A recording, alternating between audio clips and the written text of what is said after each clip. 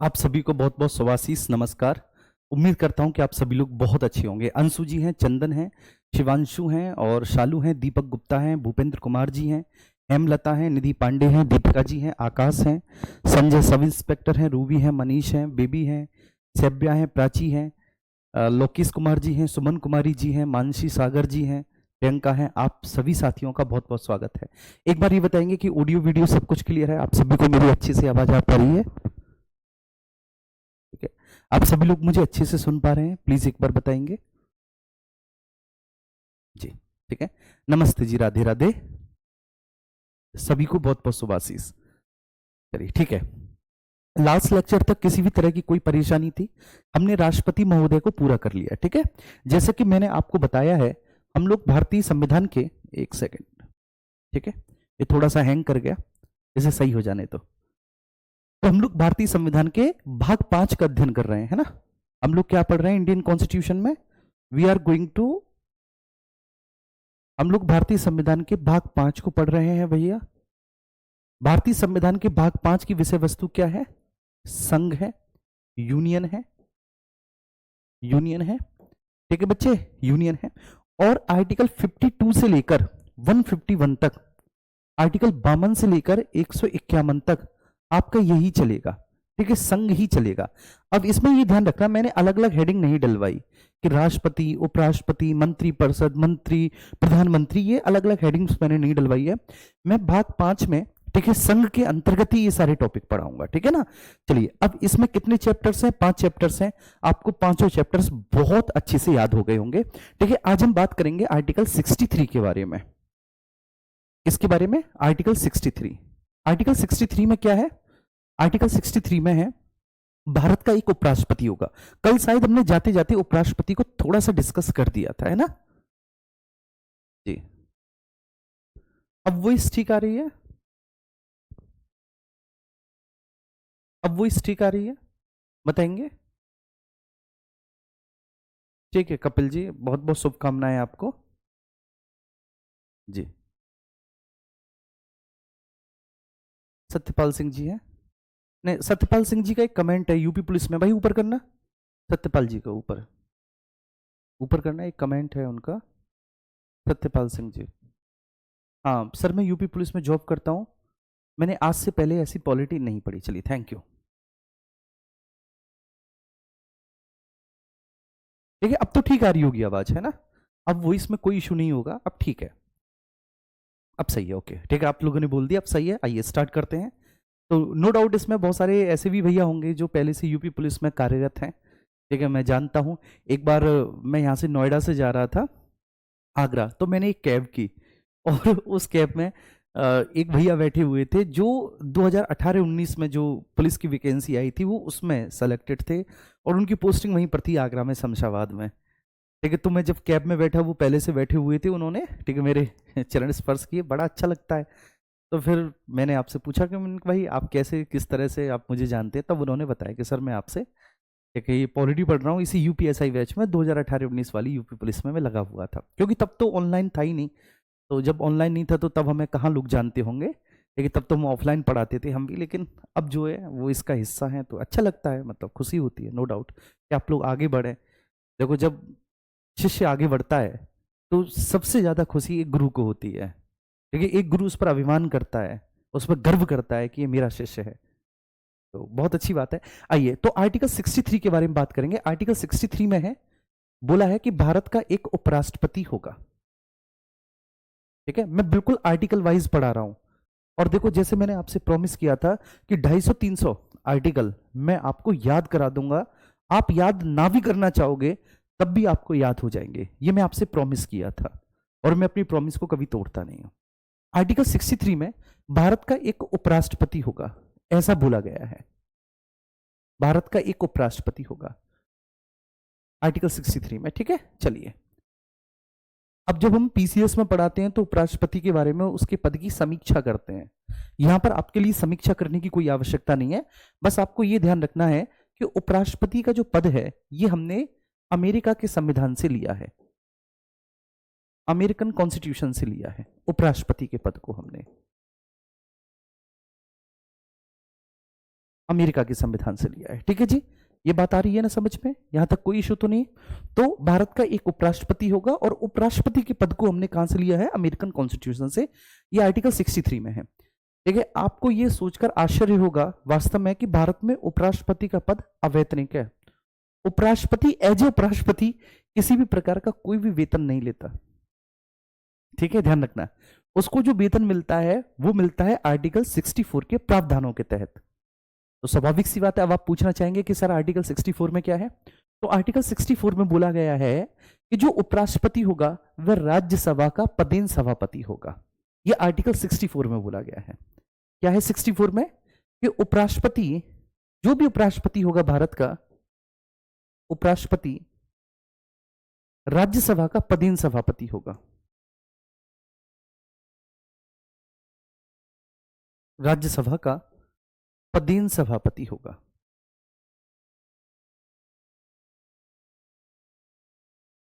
पदेन सभापति होगा, यह बोला गया है आपको।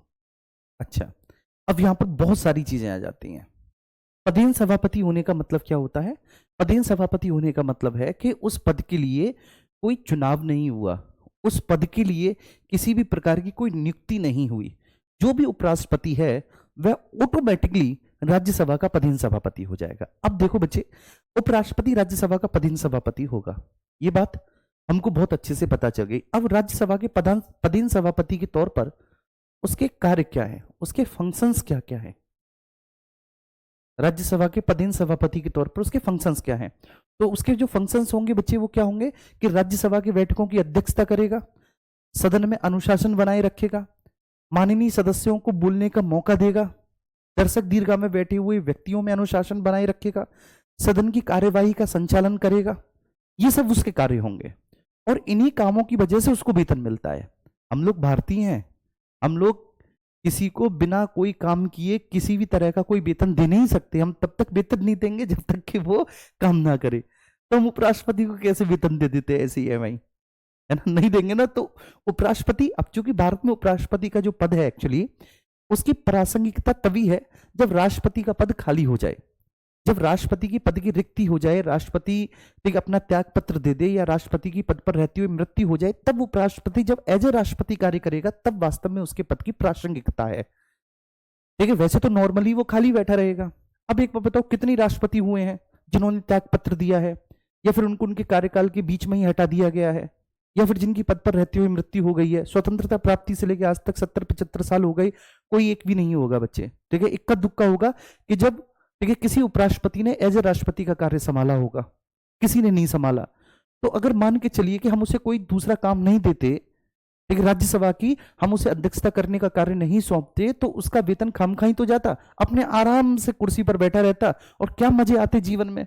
ठीक है, एक ऐसा पद होता कि जिसको बिना कुछ काम किए वेतन मिल रहा है। तो फिर हमने भी भैया एक दिमाग लगाया, हमारे संविधान निर्माताओं ने, कि ऐसा तो नहीं होने देंगे कि खामखा बैठे बैठे इसको भैया वेतन दें। तो क्या करवाओ, इससे राज्यसभा की बैठकों की अध्यक्षता करवाओ।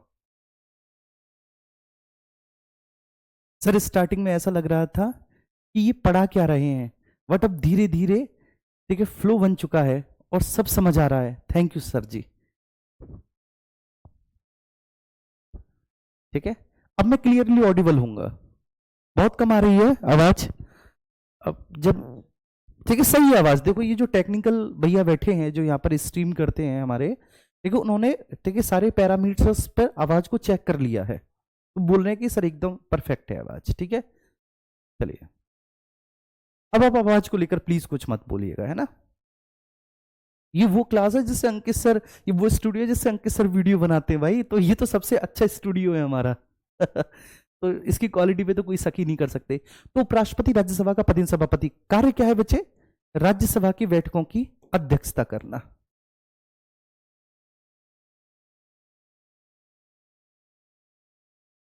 बैठकों की अध्यक्षता करना, ठीक है।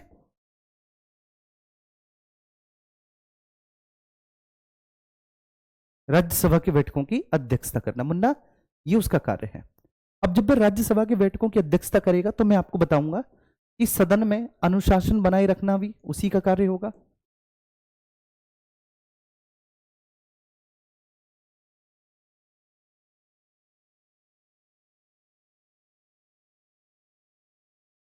अनुशासन बनाए रखना भी उसी का कार्य होगा बच्चे सदन में, ठीक है ना। माननीय सदस्यों को बोलने का अवसर प्रदान करना,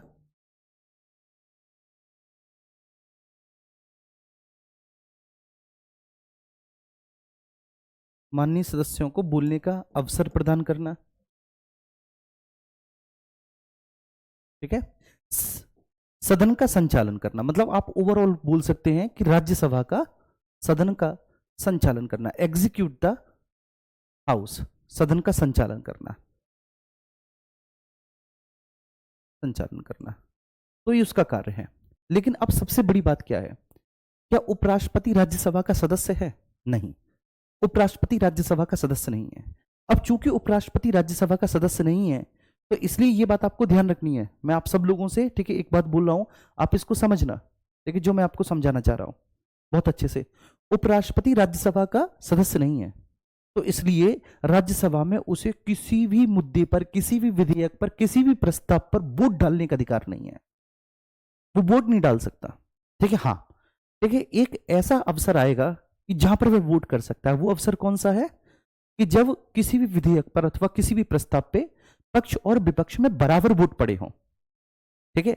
मान के चलिए कि पक्ष में भी 100 वोट पड़े, विपक्ष में भी 100 वोट पड़े, और ऐसे में उसको अपना डिसीजनल वोट देना है, निर्णायक वोट देना है, तब वह वोट करेगा। बात समझ में आ रही है? तब वह वोट करेगा। जैसे राज्यसभा में कोई प्रस्ताव आया, तो उस प्रस्ताव के पक्ष में 100 लोगों ने वोट किया और 100 ही लोगों ने विपक्ष में वोट किया। तो अब ऐसी स्थिति में जो उपराष्ट्रपति होगा, मतलब उस समय वो राज्यसभा का सभापति है, तो ऐसी स्थिति में जो सभापति है राज्यसभा का, वो अपना वोट देगा। अगर उसने पक्ष में वोट कर दिया, ठीक है, तो जो प्रस्ताव है बच्चे वो उसके पक्ष में चला जाएगा। विपक्ष में वोट कर दिया तो फिर प्रस्ताव पास नहीं होगा। क्लियर है? एक और मौका है जब वह वोट कर सकता है, 2 मौके हैं, और इस तरह के प्रश्न पूछे जाते हैं, बड़े डिटेल प्रश्न होते हैं। तो ये हो गया हमारा क्लियर, ठीक है। चलिए अब मैं लिखता हूं यहां पर, चूंकि वह राज्यसभा का सदस्य नहीं है,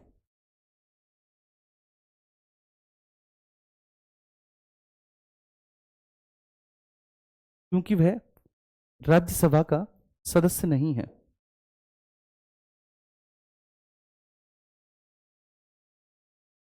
नहीं है, इसलिए उसे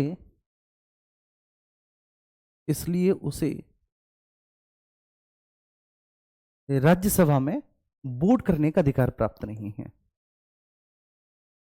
इसलिए उसे राज्यसभा में वोट देने का अधिकार प्राप्त नहीं है, इसलिए उसे राज्यसभा में वोट देने का अधिकार नहीं है। आ गई ये बात मेरे सभी छोटे बहन भाइयों को समझ में? ठीक है भाई, क्योंकि वो राज्यसभा का सदस्य है ही नहीं, is not a member of Rajya Sabha, ठीक है। तो अब वो राज्यसभा का जब सदस्य नहीं है, वोट कौन देगा? जो सदन का सदस्य होगा बाबू, वही तो वोट देगा। अब बताओ, जैसे मान के चलिए हमारी संस्था में किसी भी मुद्दे पर कोई बहस हो रही है, और उस मुद्दे पर जब बहस हो रही है तो अंकित सर बोलते हैं कि चलो इसके पक्ष में कितने लोग हैं हाथ खड़े करो, और इसके विपक्ष में कितने लोग हैं हाथ खड़े करो, ठीक है। तो जो संस्था का सदस्य होगा वही तो हाथ खड़े करेगा। अब कोई बाहरी व्यक्ति जो संस्था को विजिट करने आया, वो थोड़ी नहीं उसमें भाग ले लेगा, नहीं भाग लेगा ना, बड़ा स्वाभाविक है, ठीक है। तो इसलिए चूंकि वह राज्यसभा का सदस्य नहीं है, इसलिए उसे राज्यसभा में वोट देने का भी राइट नहीं है, राज्यसभा में वोट देने का अधिकार नहीं है। लेकिन मैं लिख देता हूं, परंतु वह मत बराबर होने की स्थिति में डिसीजनल वोट कर सकता है, निर्णायक वोट दे सकता है। क्लियर है? ये बात आई समझ में? परंतु वह मत बराबर होने की स्थिति में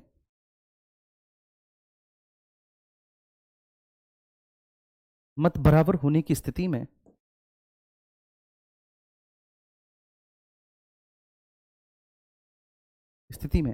निर्णायक वोट कर सकता है,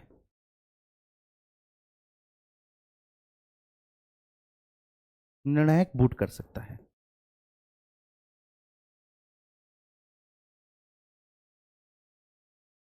आगे ये बात समझ में? ठीक है, अगर मत बराबर होने की स्थिति है, पक्ष और विपक्ष में समान वोट पड़े हैं, ठीक है, तो ऐसी स्थिति में वो निर्णायक वोट दे सकता है।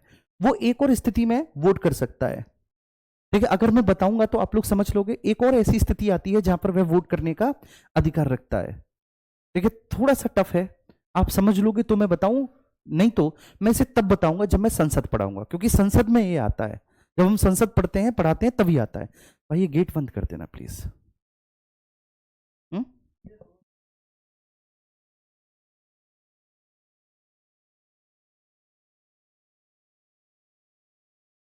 जी, ओम भाई जी कह रहे हैं। ओम भाई जी बताइए क्या दिक्कत है आपको। यस ऋषभ बहुत अच्छे। ऋषभ ने बोला है कि वह और कब वोट कर सकता है, तो बोला है ऋषभ। ऑब्वियस सी बात है आप पढ़े होंगे, ठीक है मुझसे पहले, तो आपसे पढ़ के कोई संशय नहीं रहता। चलिए ठीक है।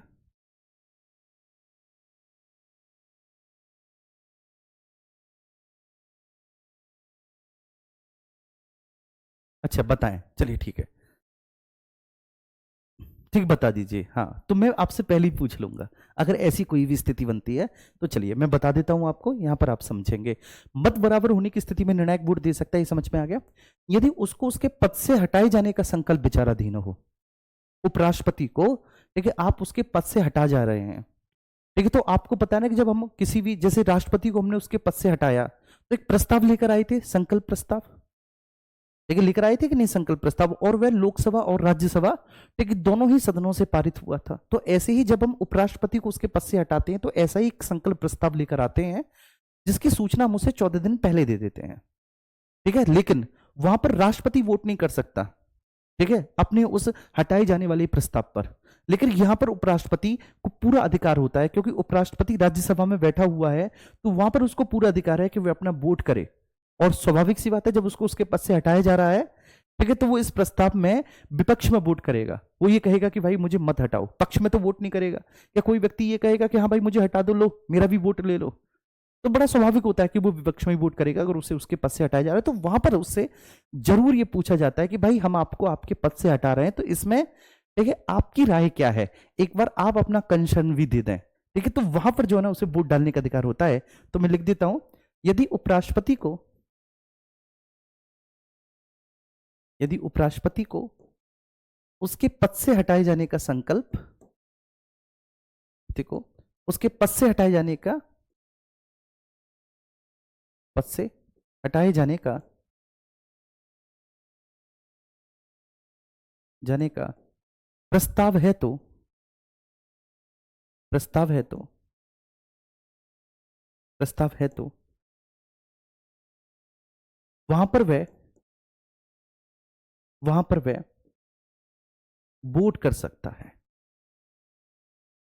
वहां पर वह वोट कर सकता है। यदि उसको उसके पद से हटाए जाने का संकल्प है, देखिए प्रस्ताव है, तो उसको उसके पद से हटाए जाने वाले प्रस्ताव पर वह वोट कर सकता है। अगर मान के चलिए कि उसको उसके पद से हटाए जाने वाले प्रस्ताव पर बराबर वोट पड़े, जैसे मैं उपराष्ट्रपति हूं, ठीक है, ये जो तुम्हारा टीचर है दिग्विजय, मान के चलिए उपराष्ट्रपति है, और इसे इसके पद से हटाए जाने के लिए एक प्रस्ताव लाया गया, सूचना 14 दिन पहले ही मुझे दे दी गई है।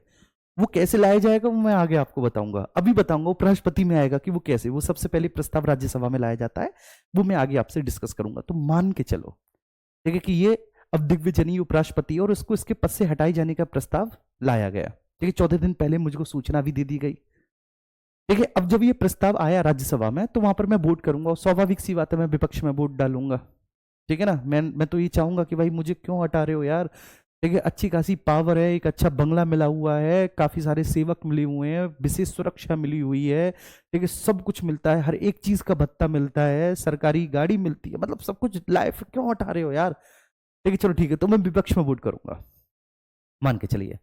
तो राज्यसभा से लोकसभा में गया, लोकसभा में भी वोटिंग हुई, मेरी बात समझ में आ रही है, ये वोटिंग लोकसभा में भी हुई, और लोकसभा में वोटिंग होने के बाद राज्यसभा और लोकसभा, ठीक है, जितने वोट चाहिए थे उससे ज्यादा ही वोट मिले दोनों सदनों में। और फिर उसके बाद जब राष्ट्रपति साहब के पास गया तो राष्ट्रपति साहब ने इस पर अपनी मोहर लगा दी, मैं अपने पद से हट गया, लेकिन मैंने वोट किया, ठीक है, अपने, ठीक है, हटाई जाने वाले प्रस्ताव पर मैंने वोट किया। लेकिन अगर मान के चलिए कि राज्यसभा में जो वोटिंग हुई है मेरे हटाई जाने वाले प्रस्ताव पर, इसके पक्ष में और विपक्ष में इक्वल वोट पड़े, ठीक है, इसके पक्ष में और विपक्ष में इक्वल वोट पड़े, तो क्या तब मैं डिसीजनल वोट दे सकता हूं? नहीं, तब मैं डिसीजनल वोट नहीं दे सकता। अगर पक्ष और विपक्ष दोनों में इक्वल वोट पड़े तो आप भी जानते हो कि मैं क्या बोलूंगा, मैं तो हमेशा अपने विपक्ष में ही वोट करूंगा ना, कि भैया मुझे क्यों हटा रहे हो।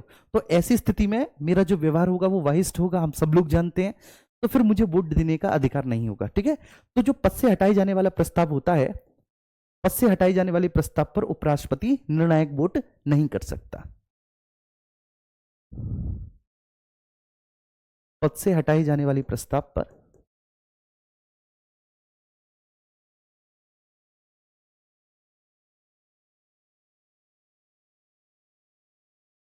उपराष्ट्रपति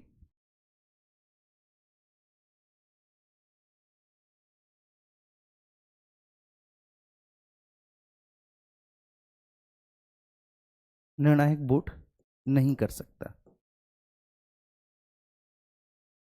पद से हटाई जाने वाली प्रस्ताव पर उपराष्ट्रपति डिसीजनल वोट, निर्णायक वोट नहीं दे सकता है। Is that clear? क्या ये बात सभी को समझ में आ रही है? ठीक है, बड़ी सिंपल सी बात है और इसको मैंने आपको बता दिया। ठीक है, बिल्कुल पॉइंट बाई पॉइंट पे मैंने आपको बता दिया। तो ये तो हो गया, भारत का एक उपराष्ट्रपति होगा। 63 और 64 में बोला कि जो भी उपराष्ट्रपति होगा वह राज्यसभा का पदेन सभापति होगा। पदेन सभापति का मतलब है कि भैया जी उसका कोई चुनाव नहीं हुआ है, उसका कोई सिलेक्शन नहीं हुआ है, बस देखो उसको इस बात का प्रिविलेज्ड है कि जो उपराष्ट्रपति है वह पदेन सभापति है। आर्टिकल 64 में ये है। ठीक है जी, अब हम आगे चलते हैं, आर्टिकल 65 पर चलते हैं। आर्टिकल 65 क्या बोलता है? 65 बोलता है कि जब राष्ट्रपति के पद की रिक्ति हो जाए, ठीक है, तो जब उपराष्ट्रपति राष्ट्रपति के रूप में कार्य करता है तो उसके पास क्या क्या अधिकार होते हैं। उपराष्ट्रपति जब ऐसे प्रेसिडेंट कार्य करता है, देखो मैं आपको सच्ची बात बता रहा हूं, तुम्हारी कसम मुन्ना, उपराष्ट्रपति का काम है ही वो जब वह राष्ट्रपति के तौर पर कार्य करे। इसके अलावा उपराष्ट्रपति और कुछ भी कार्य नहीं करता। जब आप उपराष्ट्रपति के कार्यों की नियमावली देखेंगे, देखिए जो संविधान में निर्मित है, जब आप एक्चुअल संविधान पढ़ेंगे तो पाएंगे कि उसका संबंध, जो उसका कार्य है वो ये है कि विदेशी राज्यों के साथ संबंधों को निर्धारित करने में वो विदेश यात्राएं भी करता है। ठीक है, विदेशी राज्यों के साथ, जैसे अमेरिका के साथ, चाइना के साथ, या फिर किसी और दूसरे देश के साथ, अफ्रीका के किसी भी कंट्री के साथ अच्छे संबंध निर्धारित करने के लिए हमारे देश के, तो वहां पर विदेश यात्राएं भी करता है, वो भारत का प्रतिनिधित्व भी करता है। ठीक है, ऐसे मामलों पे उसको ये अधिकार दिया गया है। दूसरा जो उसका प्रमुख अधिकार है, जो उसका प्रमुख कर्तव्य है, वो यही है कि राज्यसभा के बैठकों की अध्यक्षता करना, उसका प्रमुख कर्तव्य। ठीक है, लेकिन एज ए उपराष्ट्रपति उसका काम तभी स्टार्ट होगा जब राष्ट्रपति अपने पद पर नहीं रहेंगे। ठीक है, तब वो एज ए उपराष्ट्रपति कार्य करेगा। ये बात ध्यान रखना। अच्छा, ये पद हमने अमेरिका से लिया, क्यों लिया अमेरिका में? क्योंकि अमेरिका में जो राष्ट्रपति है वो एक्चुअल हेड ऑफ एग्जीक्यूटिव है, वो एक्चुअल है कार्यपालिका का प्रमुख, वो एक्चुअल एग्जीक्यूटिव है। ठीक है, अमेरिका में मैंने आपको बताया था ना कि अमेरिका का राष्ट्रपति हमारी तरह नॉमिनल एग्जीक्यूटिव नहीं है, हमारी तरह वो नाममात्री कार्यपालिका नहीं है कि बोल तो दिया कि कार्यपालिका की सारी शक्तियां राष्ट्रपति में निहित होंगी, लेकिन एक्चुअली राष्ट्रपति कार्यपालिका की सारी शक्तियों का प्रयोग मंत्रिपरिषद की सलाह पर कर रहा है और उस सलाह को मानने के लिए बाध्य है। वह मंत्रिपरिषद की सलाह के अगेंस्ट जाके कोई भी कार्यपालिका की शक्तियों का प्रयोग नहीं कर सकता। हमारे यहाँ पर जो राष्ट्रपति है, तो हमारे यहाँ पे राष्ट्रपति एक्चुअली नॉमिनल एग्जीक्यूटिव है, नाममात्र कार्यपालिका है। अमेरिका में ऐसा नहीं है। अमेरिका में जो वहां का राष्ट्रपति है वो एक्चुअल एग्जीक्यूटिव है, वो वास्तविक कार्यपालिका है वहां पर। अब वो वहां पर वास्तविक कार्यपालिका है, मतलब कार्यपालिका की सारी शक्तियां राष्ट्रपति में है, जिनका प्रयोग वह मंत्रिपरिषद की सहायता से कर रहा है, और वह मंत्रिपरिषद की सलाह मानने के लिए बाध्य नहीं है। मंत्रिपरिषद राष्ट्रपति की सलाह मानने के लिए बाध्य है यूएस में।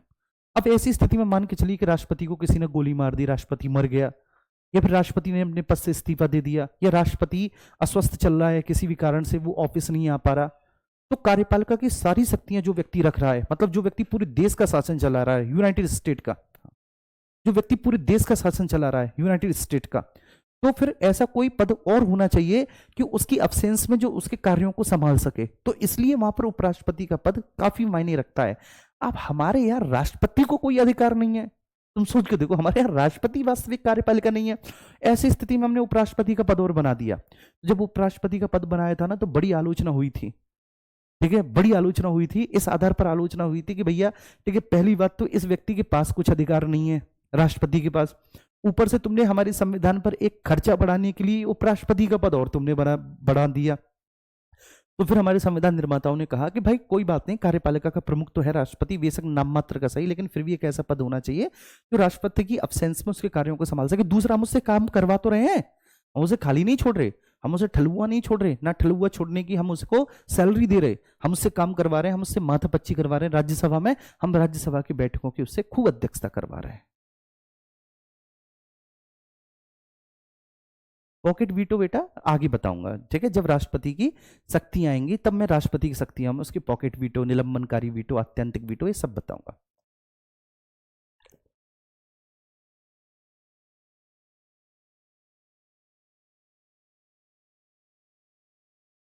जी, एक बार सब लोग थम्स अप करेंगे, ये बात समझ में आई? ठीक है, एक बार प्लीज थम्स अप करेंगे और बताएंगे।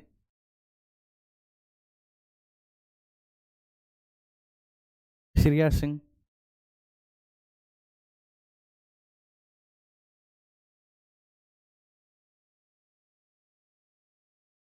चलिए, सोनी जी, सोनम जी, खुशबू, मोहम्मद इम्तियाज अंसारी जी। फिलहाल में उपराष्ट्रपति जी इतना तो आपको पता होना चाहिए, श्री जगदीप धनखड़ जी हैं, जो फिलहाल ठीक वाइस प्रेसिडेंट है हमारे।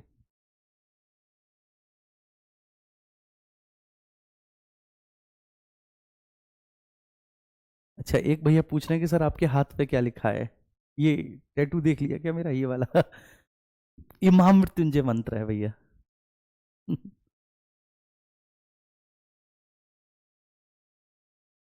ओके, चलिए, आर्टिकल 65 है। 65 में क्या है कि उपराष्ट्रपति, उपराष्ट्रपति, ठीक है, जब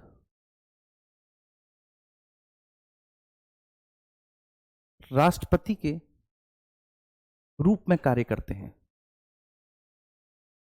उपराष्ट्रपति जब राष्ट्रपति के तौर पर कार्य करते हैं,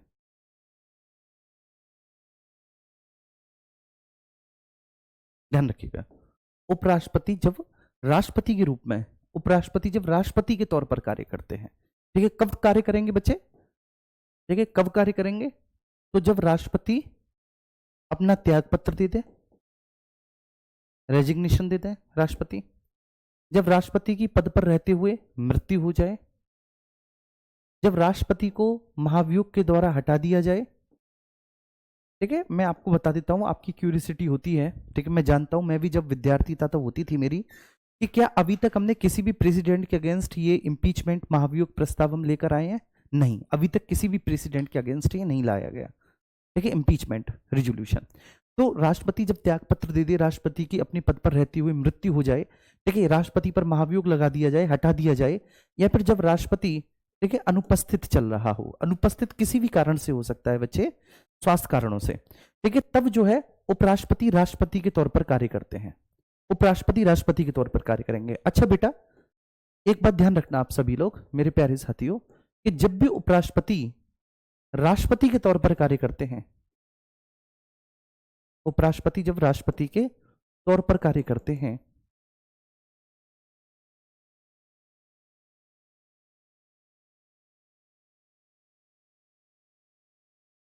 ठीक है, जब भी उपराष्ट्रपति राष्ट्रपति के तौर पर कार्य करेंगे, तो मैं आपसे पूछना चाह रहा हूं कि तब क्या वह राज्यसभा की बैठकों की अध्यक्षता करेंगे? बताइए, मैं आपसे पूछना चाह रहा हूं, क्या वह तब राज्यसभा की बैठकों की अध्यक्षता करेंगे? आप कहेंगे नहीं।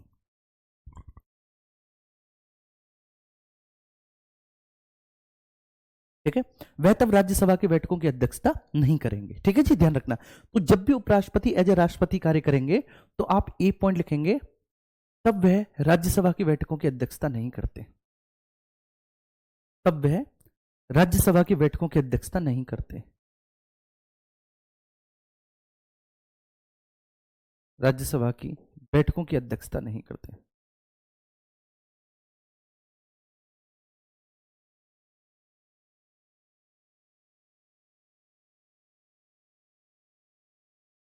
अध्यक्षता नहीं करते।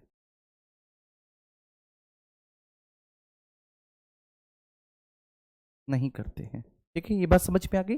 नंबर बी पॉइंट बच्चे, कि राज्यसभा की बैठकों की अध्यक्षता तो वे करते ही नहीं है, ये बात तो बिल्कुल क्लियर हो रही है, यहां तक कोई डाउट नहीं है। लेकिन एक दूसरा पॉइंट और हमें समझना है, क्या उनको वो सारी शक्तियां प्राप्त हो जाती हैं जो राष्ट्रपति को थी? जब वे राष्ट्रपति के तौर पर कार्य करेंगे तो क्या वो सारी पावर्स रखेंगे जो राष्ट्रपति के पास थी? जी हाँ, लेकिन ध्यान रखना, उनको राष्ट्रपति के समान सभी शक्तियां प्राप्त होती हैं, उनको राष्ट्रपति के समान सभी शक्तियां प्राप्त होती हैं, सभी शक्तियां, ठीक है। आप कहेंगे सर आपातकालीन शक्तियां भी प्राप्त होती हैं, जी हाँ। वित्तीय शक्तियां भी प्राप्त होती हैं, जी हाँ। ठीक है ना, ये ध्यान रखना। और जब वो एज अ राष्ट्रपति कार्य करते हैं तो उनको राष्ट्रपति के समान ही वेतन और भत्ता मिलता है। तब उनको भैया राष्ट्रपति के समान ही वेतन और भत्ता मिलता है। क्या मेरी बात समझ में आ रही है? Pension, sorry, salary and allowances, वेतन और भत्ते राष्ट्रपति के समान मिलते हैं। तो जब भी उपराष्ट्रपति राष्ट्रपति के तौर पर कार्य करेंगे, जब भी उपराष्ट्रपति एज राष्ट्रपति कार्य करेंगे, तब वे राज्यसभा की बैठकों की अध्यक्षता नहीं करेंगे। Number first point. देखिए, वो राज्यसभा की बैठकों की अध्यक्षता बिल्कुल भी नहीं करते। ठीक है जी। वे राष्ट्रपति के समान सभी शक्तियां धारण करते हैं। मैं पूरा लिख देता हूं, राष्ट्रपति के समान सभी शक्तियां धारण करते हैं। जैसे आप कहेंगे सर अध्यादेश जारी करने की शक्ति भी उपराष्ट्रपति के पास आ जाती है, तब मैं ये कह रहा हूं कि राष्ट्रपति के पास जितनी भी शक्तियां हैं ना बाबू, वो सारी शक्तियां आ जाती हैं। देखिए, सारी शक्तियां आ जाती हैं जो भी है। तो राष्ट्रपति के समान सभी शक्तियां धारण करते हैं, सभी शक्तियां धारण करते हैं। राष्ट्रपति के समान वेतन और भत्ते उनको प्राप्त होते हैं। जो राष्ट्रपति के वेतन और भत्ते हैं वही राष्ट्रपति के समान ही वेतन और भत्ते बेटा उनको भी मिलते हैं। ठीक है, ध्यान रखना। और एक डी पॉइंट और इसमें बनेगा, और वो डी पॉइंट मेरे दिमाग में था। अभी एक सेकंड रुकें, मैं चाय की एक दो सिप ले लेता हूं, शायद फिर मेरे याद में आ जाए वो। एक पॉइंट और है इसमें, ठीक, एक बार बताएंगे, सबको समझ में आ रहा है?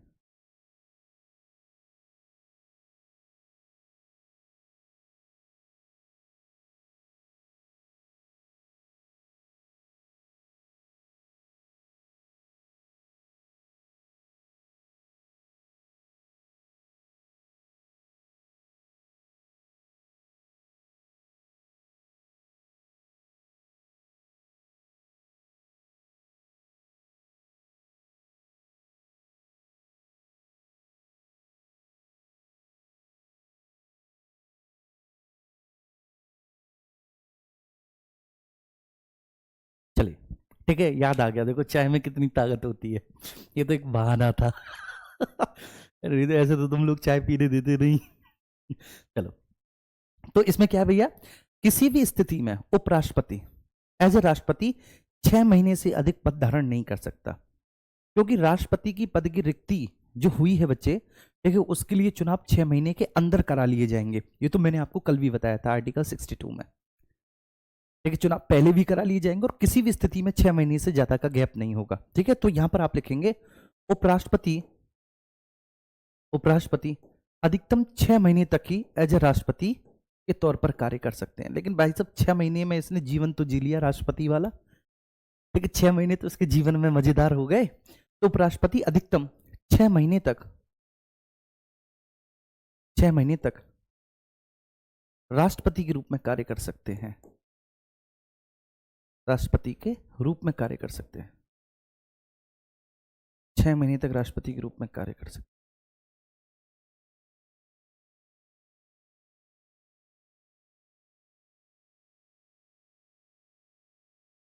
अधिकतम। ठीक है, 6 महीने से ज्यादा नहीं, क्योंकि इसमें स्पष्ट बोला गया है भारतीय संविधान में कि राष्ट्रपति की पद से रिक्ति को, राष्ट्रपति की क्या नाम है, जो राष्ट्रपति का कार्यकाल समाप्त हुआ है तो उससे राष्ट्रपति के कार्यकाल को समाप्त होने के बाद या फिर राष्ट्रपति के ठीक है पद पर रहते हुए किसी प्रकार की कोई भी बच्ची वैकेंसी हो गई है तो चुनाव 6 महीने के अंदर करा लिए जाएंगे। तो ये सारे पॉइंट्स हैं। जब उपराष्ट्रपति राष्ट्रपति के रूप में कार्य करता है तो भैया जी ठीक है, कब कार्य करेगा उपराष्ट्रपति राष्ट्रपति के रूप में? तो जब राष्ट्रपति ने त्याग पत्र दे दिया हो, या फिर राष्ट्रपति जी की पद पर रहते हुए मृत्यु हो गई हो, या फिर उनको महाभियोग के द्वारा हटा दिया गया हो, या फिर वे भैया जी अपने पद पर ठीक है हो ही ना, वे अनुपस्थित चल रहे हो, तब उपराष्ट्रपति राष्ट्रपति के तौर पर कार्य करते हैं। ठीक है, और जब वे उपराष्ट्रपति राष्ट्रपति के तौर पर कार्य करते हैं बेटा, तो वे राज्यसभा की बैठकों की अध्यक्षता नहीं करते, राष्ट्रपति की समान ही सभी शक्तियां धारण करते हैं, राष्ट्रपति के समान उनके वेतन और भत्ते होते हैं, सारी शक्तियां होती हैं, सारे अधिकार होते हैं, लेकिन वे किसी भी स्थिति में अधिकतम 6 महीने तक राष्ट्रपति के रूप में कार्य ही कर सकते हैं, 6 महीने से अधिक नहीं। क्लियर है? देखिए एक बार अच्छे से आप इसे पढ़ लो।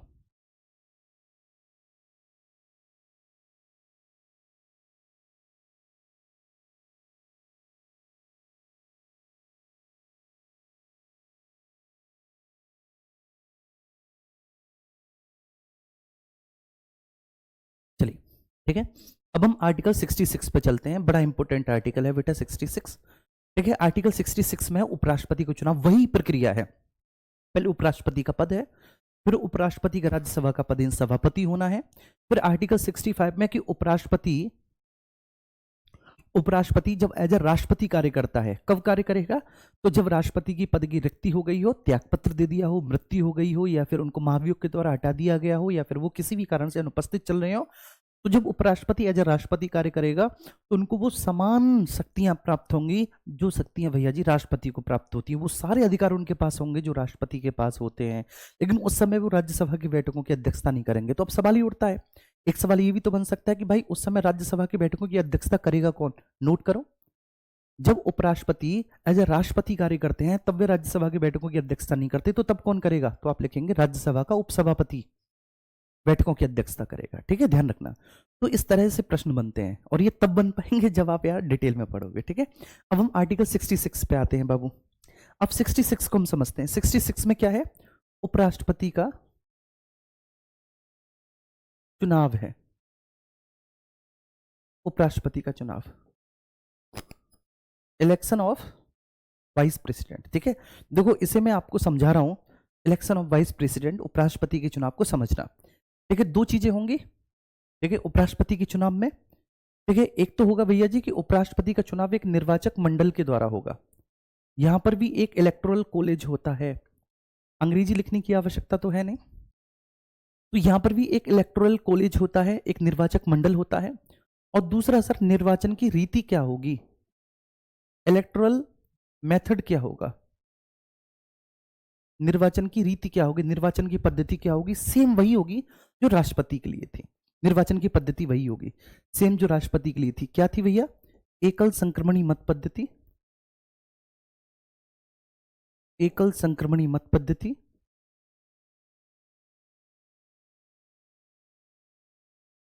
मत पद्धति, आनुपातिक प्रतिनिधित्व,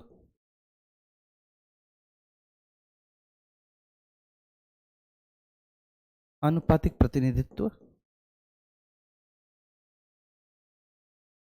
अप्रत्यक्ष मतदान,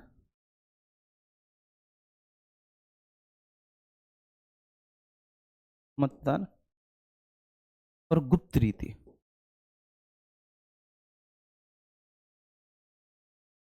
गुप्त रीति, ठीक है, ध्यान रखना। तो निर्वाचन की पद्धति ये होगी, एकल संक्रमणी मत पद्धति, आनुपातिक प्रतिनिधित्व, अप्रत्यक्ष मतदान और गुप्त रीति। ठीक है, सेम वही जो राष्ट्रपति के चुनाव में निर्वाचन की पद्धति थी, सेम वही निर्वाचन की पद्धति होगी। ये आपको रट गया होगा, लेकिन क्या बताने की आवश्यकता है कि single transferable voting system, proportional representation या फिर इनडायरेक्ट वोटिंग क्या होती है? आप सब लोग इस बात को बहुत अच्छे से जानते हैं, लेकिन हाँ, सवाल ये उठता है कि सर कि जो उपराष्ट्रपति के चुनाव के लिए निर्वाचक मंडल बनेगा उसमें कौन कौन होगा? ठीक है, कौन कौन होगा निर्वाचक मंडल में? ध्यान रखना, निर्वाचक मंडल में लोकसभा और राज्यसभा, ठीक है, दोनों ही सदनों के सदस्य होंगे। ठीक है ना, और लोकसभा और राज्यसभा के इलेक्टेड मेंबर्स भी होंगे और प्लस नॉमिनेटेड मेंबर्स भी होंगे। नॉमिनेटेड, अब देखो लोकसभा में कोई नॉमिनेटेड मेंबर्स तो बचा ही नहीं है बच्चे। लोकसभा में पहले 2 एंग्लो इंडियन जरूर नॉमिनेटेड होते थे, लेकिन उस व्यवस्था को हमने अब समाप्त कर दिया। ठीक है, तो लोकसभा राज्यसभा के इलेक्टेड और nominated both members will be participate in the elections of the vice president. ठीक है ना, ये वाइस प्रेसिडेंट के इलेक्शन में पार्टिसिपेट करते हैं। अच्छा, कौन कौन नहीं करता? कौन कौन नहीं करता यहां पर? कौन कौन नहीं करता? तो स्टेट लेजिस्लेचर के, स्टेट लेजिस्लेचर के मेंबर्स, राज्य विधानमंडल के जो सदस्य होते हैं वो पार्टिसिपेट नहीं करते। राज्य विधानमंडल के सदस्य पार्टिसिपेट नहीं करते। मैं लिख देता हूं,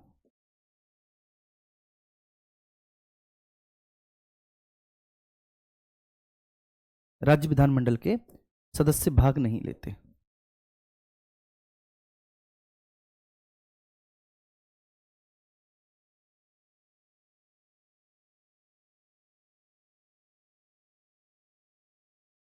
नहीं लेते हैं। स्टेट लेजिस्लेचर के मेंबर्स पार्टिसिपेट नहीं करते हैं। क्या ये बात समझ में आ गई? ये बात क्लियर हो गई? एक बार थम्स अप करेंगे सब लोग। ठीक है, उपराष्ट्रपति का चुनाव है। ठीक है, निर्वाचक मंडल, इसमें केवल लोकसभा राज्यसभा के इलेक्टेड नॉमिनेटेड दोनों मेंबर्स होंगे। स्टेट लेजिस्लेचर के जो मेंबर्स हैं कुड नॉट बी पार्टिसिपेट, वो पार्टिसिपेट नहीं करते हैं बच्चे। एक ध्यान रखना, मैंने हिंदी में भी लिख दिया, राज्य विधानसभाओं के नहीं होंगे। अच्छा, निर्वाचन की पद्धति क्या होगी? तो पद्धति यहाँ पर single transferable voting system, proportional representation, वही जो राष्ट्रपति के लिए होती है। एक बार थम्स अप करें।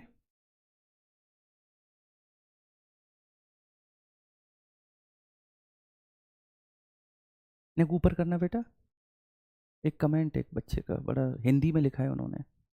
हाँ, रिया कपिल सर, सब बच्चे आपको उल्टा सीधा बोलते थे मुझे आप पर पूरा भरोसा था। अरे यार देखो सुनो, मैं इसके पीछे की तो मैं कहानी बता देता हूँ। ये मेरे साथ देखिए, ऐसा नहीं कि पहली बार हो रहा है, नहीं, ऐसा मेरे पास साथ पहली बार नहीं हो रहा। मैं भी जानता हूँ, पूरा मैनेजमेंट भी जानता है, अंकित सर भी जानते हैं बहुत अच्छे से इस बात को। इनफैक्ट आप लोग तो अभी ऐसे हैं जिन्होंने अपनी तैयारी शुरू की है। ठीक है, मैं आपको सच्ची बात बता रहा हूँ कि जो हमारे यहाँ लगभग 50 से ऊपर ऐसे स्टूडेंट्स हैं जिनका पीसीएस प्रीलिम्स निकला है। इस बार का पीसीएस प्रीलिम्स बहुत टफ था, तो उनका पीसीएस प्रीलिम्स निकला है जो मेंस देने के लिए आए हैं, ठीक है ना यहाँ पर। तो जब मैं उन्हें भी पढ़ाता हूँ, उनको मैं 3 सब्जेक्ट पढ़ा रहा हूँ, मतलब 3 पेपर पढ़ा रहा हूँ मेंस में। पूरे मेंस में 6 पेपर हैं, अकेले 3 पेपर मैं पढ़ा रहा हूँ।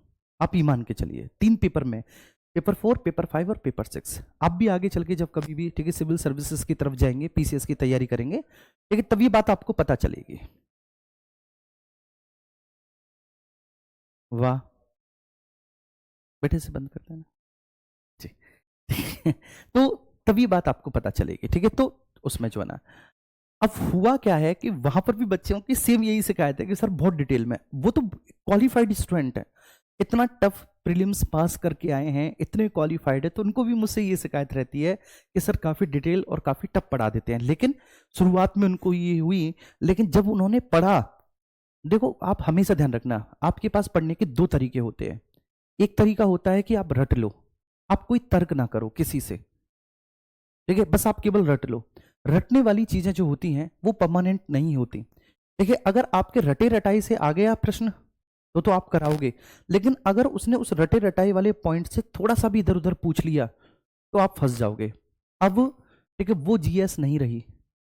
आज से 4 साल 5 साल पहले ठीक है ऐसी जीएस आती थी कि ट्रिक बनती थी जीएस में, ठीक है ना, ट्रिक बनती थी हर एक चीज की। नदियों की ट्रिक है, पर्वतों की ट्रिक है, पठारों की ट्रिक है, संविधान के आर्टिकल्स की ट्रिक है, और बच्चे ट्रिक याद करके ले जाते थे, जीएस में अच्छा मार्क्स कर लेते थे। अब वो समय नहीं रहा, ठीक है, अब जीएस डिटेल पूछे जाने लगी है। मैंने 2018 में एक बार बोला था, मैं ऑफलाइन पढ़ाता था एक बड़े शहर में, तो वहां पर जो है ना मैथ के टीचरों का, वनडे कॉम्पिटेटिव एग्जामिनेशन में मैथ के टीचरों का बोलबाला रहता था। मैं वनडे का केवल एक ही बैच चलाता था, बाकी का मैं सिविल के स्टूडेंट्स को पढ़ाता था, ठीक है। तो वनडे के जो मैथ के टीचर थे वो थोड़ा सा अपने आप में कि उनके पास ज्यादा भीड़ आती है, मैथ बच्चा ज्यादा पढ़ना चाहता है, तो मैंने 2018 में एक बात कही थी कि ध्यान रखना, कभी भी अगर एग्जाम कोई भी टफ बनेगा तो केवल एक विषय के बिहाफ पे, और वो होगा जीएस। क्योंकि जीएस का कोई छोर नहीं होता, उसका ना कोई आदि होता है ना कोई अंत होता है, और एग्जामिनर जवाब दे नहीं है वो कितना भी टफ बना सकता है। अगर मैथ को उसने टफ कर लिया तो मैथ बन जाएगा कैट मैथ लेवल का, वो इतना टफ तो मैथ दे नहीं सकता। रीजनिंग को भी टफ नहीं कर सकता, नहीं तो वो बैंक लेवल की। लेकिन जीएस जो होता है ना, उसका कोई लेवल नहीं होता। ये बात मैंने तब बोली थी, और वास्तव में 2020, 21, 22 में फिर ऐसे एग्जाम बने जिसमें जीएस टफ आने लग गई। तो टफ जीएस क्या होती है? टफ जीएस होती है कि जब आपसे कॉन्सेप्ट पूछ लिए जाते हैं तो जीएस टफ बन जाती है, क्योंकि आप पढ़ के आए हो, ठीक है, फैक्टों को, ठीक है। इसलिए ठीक है, जो एक बार, ठीक है, मैं आपको सच बात बता रहा हूं, ऐसा नहीं है कि अपने मियाँ मिट्ठू बनना। जो मुझसे पढ़ लेता है जीएस, उसको शुरुआत की क्लासेस में दिक्कत आती है। जैसे ज्योग्राफी, आपने यूपी पुलिस में ज्योग्राफी पढ़ी होगी, तो शुरुआत में आपको लगा होगा कि सर ये क्या पढ़ा रहे हैं, लेकिन जब आप धीरे धीरे धीरे धीरे आगे बढ़े होंगे, आपने पीवाईक्यूज लगाए होंगे, आपने मॉक लगाए होंगे, एक एक क्वेश्चन आपसे बनना होगा। सेम हिस्ट्री में, सेम पॉलिटी में, सेम इकोनॉमी में।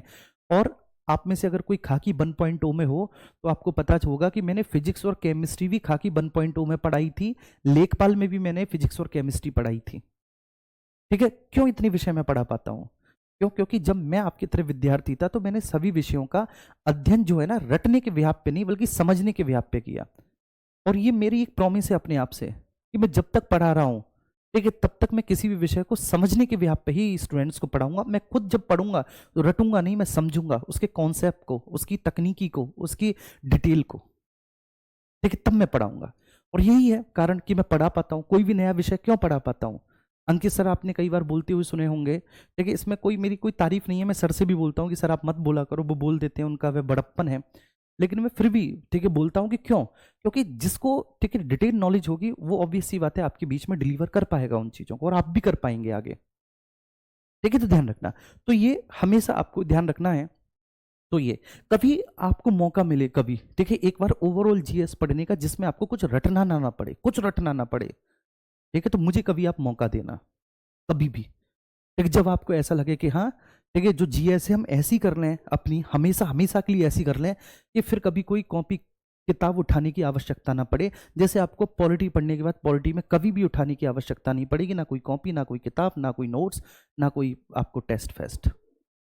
ऐसी अगर आप और विषयों में चाहते हो तो कभी आगे हम बातचीत करेंगे और विषयों को लेकर। चलिए, आर्टिकल 66 में उपराष्ट्रपति का चुनाव है, इसमें एक निर्वाचक मंडल है, निर्वाचन की पद्धति है। अब हम आते हैं आर्टिकल 67 में। 67 में उपराष्ट्रपति साहब का कार्यकाल है, उपराष्ट्रपति का कार्यकाल है। अगर आप राष्ट्रपति के कार्यकाल को पढ़े हो तो उपराष्ट्रपति के कार्यकाल में आपको कोई दिक्कत नहीं होगी, किसी भी प्रकार की कोई भी दिक्कत नहीं होगी अगर आप राष्ट्रपति के कार्यकाल को पढ़े हैं तो। यहां पर किसी भी प्रकार की, देखिए सेम वही कार्यकाल है कि वे पद ग्रहण की तारीख से 5 वर्ष की अवधि तक पद धारण करता है। ठीक है, सेम वही चीज है कि बेटा मैंने वही 1 जनवरी 2025 को अपने पद पर बैठा तो वो 31 दिसंबर 2030 तक अपने पद पर बना रहेगा। तो पद ग्रहण की तारीख से 5 वर्ष की अवधि तक पद धारण करेगा। वे समय से पहले भी राष्ट्रपति को संबोधित अपने हस्ताक्षर सहित त्यागपत्र द्वारा अपना पद त्याग सकता है। उसे हटाया भी जा सकता है, लेकिन उसको हटाने की प्रक्रिया महाभियोग नहीं कहलाती।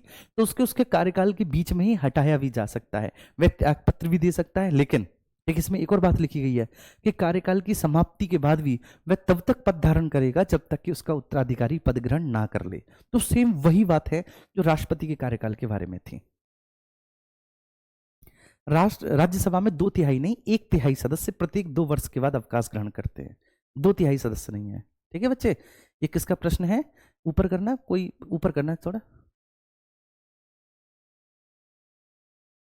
प्रियांशी, नीचे आओ थोड़ा सा, नहीं इसको नीचे मत दबाओ, हल्का हल्का नीचे आओ, एक नीचे नीचे नीचे, हाँ।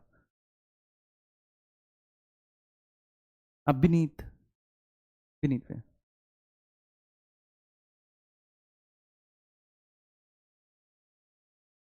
अच्छा विनीत बेटा, मैं किसी टीचर के बारे में कैसे बोल दूं ऐसे उनसे कि वो कैसा पढ़ाते हैं, कि वो मेरी तरह पढ़ाएं या वैसा पढ़ाएं या ऐसा पढ़ाएं, मैं नहीं बोल सकता। ठीक है, माफ करना बच्चे। चलिए आइए, ठीक है, तो हम उपराष्ट्रपति के कार्यकाल के बारे में बात करते हैं मुन्ना। जब उपराष्ट्रपति के कार्यकाल, देखो हमेशा ध्यान रखना, हिस्ट्री हो या कोई भी विषय हो, आपको फैक्ट कब याद होते हैं? जब आपके पीछे की उसको कहानी पता हो आपको, हमेशा ध्यान रखना। अब मैं जैसे हिस्ट्री पढ़ाऊं तो हिस्ट्री में पढ़ाया और हिस्ट्री में मैं आ गया प्री मिडेवल पर, और प्री मिडेवल पर मैंने आपको राजपूत राजवंश बताए, जैसे मैंने आपको कन्नौज का गैडवाल वंश बताया, या फिर जीजाक भुक्ति के चंदेल बताए, मालवा के मैंने परमार बताए, ठीक है, या फिर मैंने आपको साकंभरी के चौहान बताए।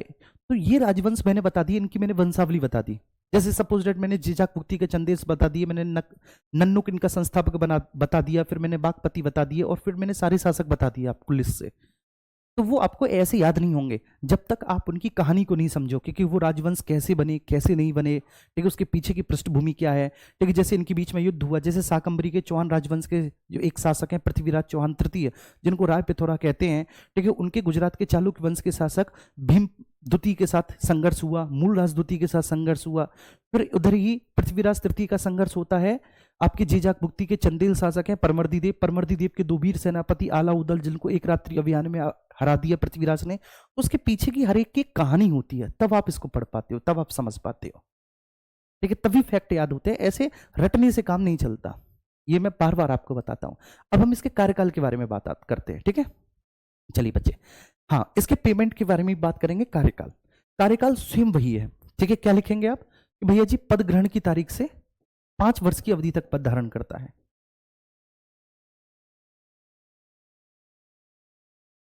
पद ग्रहण की तारीख से 5 वर्ष की अवधि तक पद धारण करता है।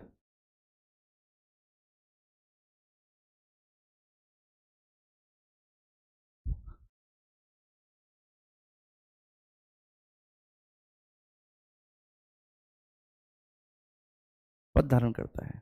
ठीक है बच्चे, नंबर फर्स्ट। दूसरा, समय से पहले भी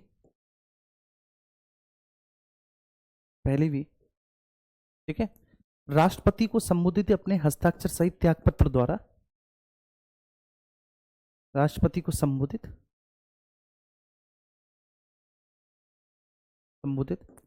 अपने हस्ताक्षर सहित त्यागपत्र द्वारा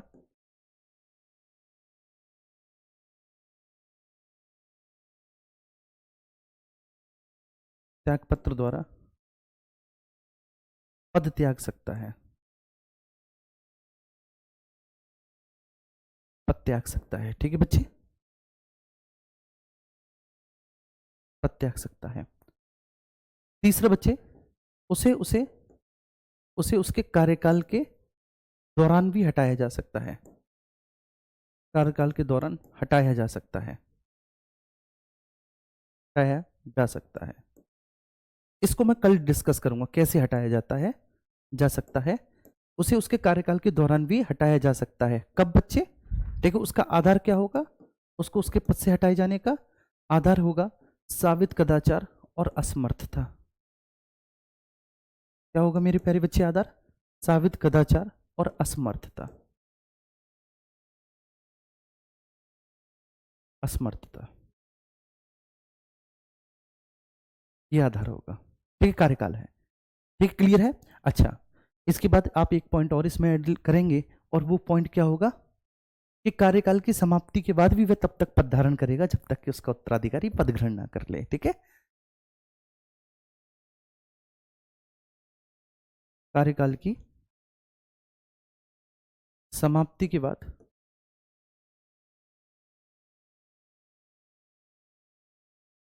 भी वह तब तक पद धारण करता है,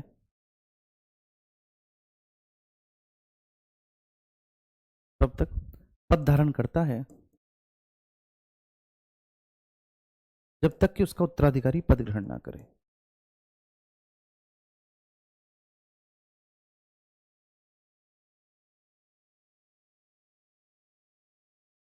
उत्तराधिकारी पद ग्रहण ना,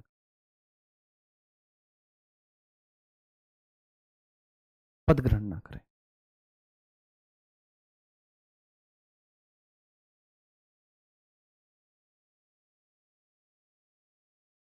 पद ग्रहण ना करे। ठीक है, क्लियर है? चलिए बस एक मिनट। ठीक है सर, चलिए सभी को ढेर सारा प्यार। हाँ, जो आप कह रहे हैं ना सर क्विज, देखो मैंने अभी तक जितने भी चैप्टर कराए लास्ट में मैंने उसके कुछ एमसीक्यू कराए हैं।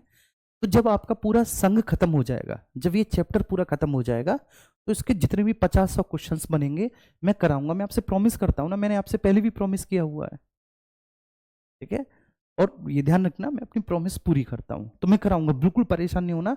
आप जब तक पॉलिटी खत्म करोगे तब तक आप कम से कम पॉलिटी की 1000 क्वेश्चंस की प्रैक्टिस कर चुके होगे। कम से कम 1000 क्वेश्चंस आपको पॉलिटी में कोई नहीं रोक सकता अच्छा स्कोर करने से, ये मेरा आपसे वादा है। Thank you so much, thank you.